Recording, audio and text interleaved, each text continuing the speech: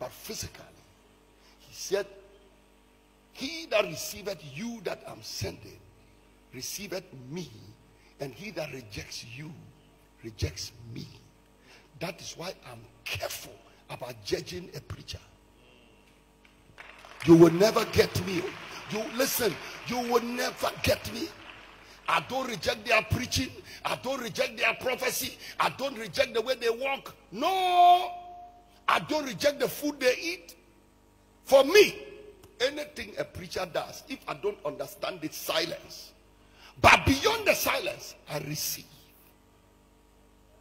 Because you know, I'm careful that I may reject somebody on whose life God has put his hand. And let me tell you the trick. Let me tell you the tricky thing. When you see a man or a woman God has called, with your natural instincts and mind, you are not likely to know. No, if I was alive in the days of the Bible, I would never join John the Baptist church. John the Baptist, a man who calls human beings snakes, vipers. I won't join his church. Jesus Christ, I will never follow him. A man who gets up and says he's a prophet, he's the Son of God, and they ask, who is your father? He said, it was the Holy Ghost that conceived my mother. I will never go to his church. Elijah, who is going to join the church of a man who is calling fire from heaven? That's a magician. Are you telling me today, if a pastor prays and fire falls down from heaven, the whole of Ghana will say he's a false prophet? That is why we are seeing no miracles, because any miracle God gives, we will judge the preacher and the miracle. So God said, you know what, these are a bunch of ecclesiastical jokers and comedians. Holy Ghost, don't show yourself to them, because if you show yourself to them, they'll blaspheme. Can you imagine?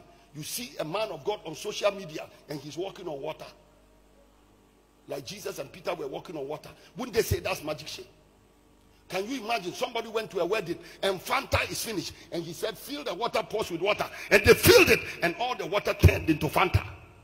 Hey, after the magic, God forgive a backslidden, hard-hearted generation, a group of people that have exorcised God from the church and brought their man-made idols in the form of ideas and filled the church with them. And in the name of maturity, they have departed from the ways of God, and the present God is no more a present God. The future God is no more the future God. The eternal God is no more the eternal God. He has become a God of history. They talk about the God of Peter, the God of Paul. They talk about the God of James, and they talk about the God of Moses, and they talk about the God of Elijah. But when you talk about a present day man and you talk about his God, they say these are charlatans, these are magicians, these people are deceivers. Don't listen to them. But I see a revival coming, and a brand new group of people, Ayakabashi, and the ones that are children of God and they are refusing to shout.